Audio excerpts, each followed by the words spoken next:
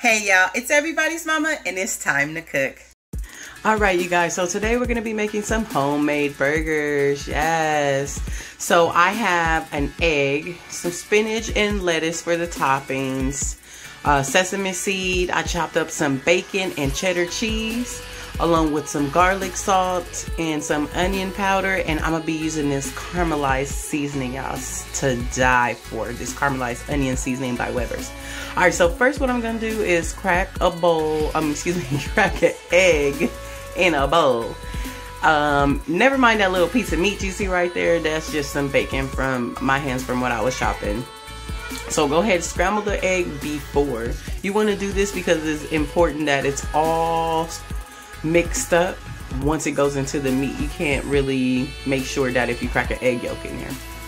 Now this is what I was talking about, y'all, that Weber's caramelized onion seasoning. Oh my goodness, when I say I fell in love with this, I fell in love with this seasoning.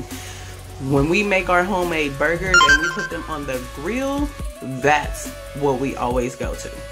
So then I'm going to go in with my garlic powder and my black pepper. Y'all know I love me some black pepper, so I'm going to put a little bit of that up in there.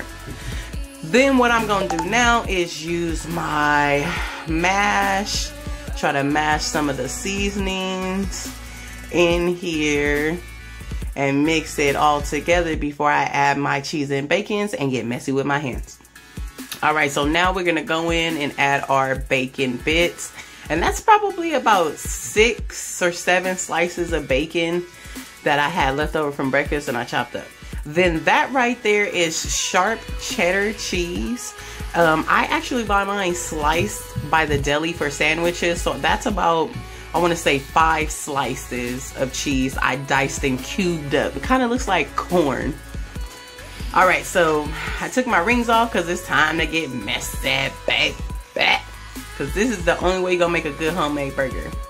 So we're going to mix everything up. All our ingredients in here are caramelized onion seasoning by Weber's, our cheddar cheese, our bacon, our garlic and onion powder, and our black pepper. And we keeping it real simple tonight. Oh, and I forgot my main ingredient, Worcestershire. So I put about a half, I think that's a half a tablespoon. Yeah. Half a tablespoon of Worcestershire in there. And then I'm going to give it one last mix while I incorporate that Worcestershire.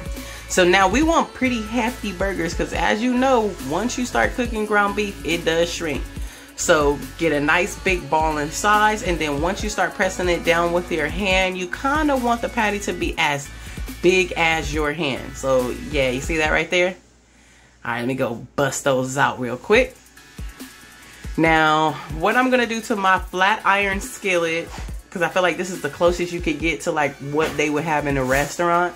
My flat iron skillet, and I'm going to lay down some oil on it because with this cheese and this bacon in here, especially the cheese, it is going to kind of want to stick to the pan. So it's best that we just get ahead of it, add our burgers on down. Now, I have the heat on a low setting when I first put it on there. Then I cranked it up to about a medium and put those burgers on there. Don't they look good? Just ooh wee. That's gonna be so delicious.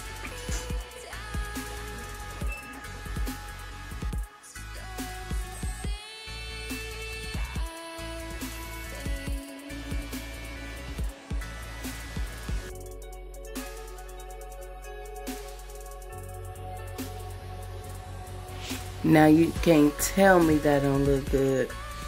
Melting bubbly cheese. Goodness.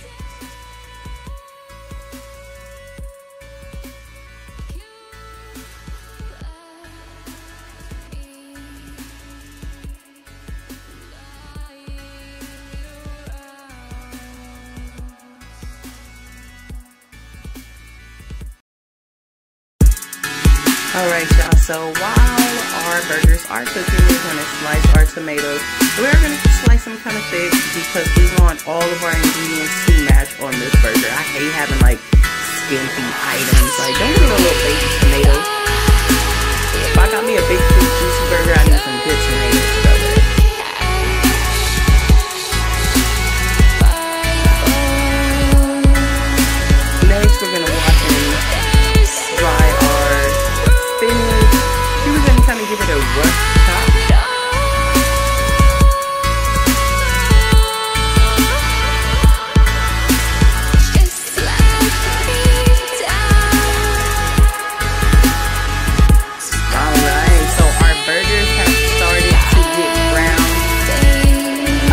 50%. When you see it's halfway up the sides, that's how we know they're ready to flip.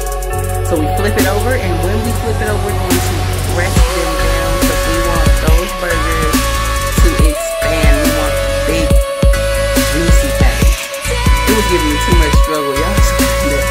Put that camera down, can't give you a close up, baby. Okay.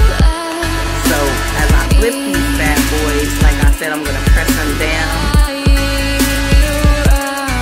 so that we can make sure it cooks evenly.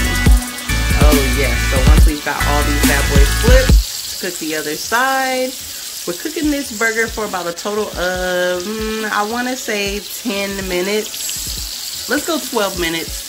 6 minutes on each side. Cook it to your liking, whether you want to well done, medium well, or what have not. So after I take these burgers off the stove, I set them to the side to rest so we can start to build our burgers, y'all. Side note, hubby came in there like, I want some grilled onions, so I had to make some really quick. So we're gonna toast our sesame buns, take our mayo. And shout out to my cameraman, Noah. Always gets the best angles. My big guy. Alright, so mayo at the bottom. In this particular instance, this is for Daddy. He likes pickles. I cannot stand pickles, but go ahead, put your pickles on there if that's what you like. We're going to go ahead and take 2 nice sized tomatoes because like I said, we're making a good, thick, juicy burger, okay? We're gonna go ahead and get one of our patties. Now I'm not going to add cheese on this because it already has cheese incorporated, but if you want to add cheese, you can go ahead and do so. Then I'm gonna go ahead and put my spinach on top, nice hefty amount. Go ahead, get some of those caramelized onions, put those on top like that. That looks so heavenly. And then put that bun on top like that. You can't tell. Hallelujah.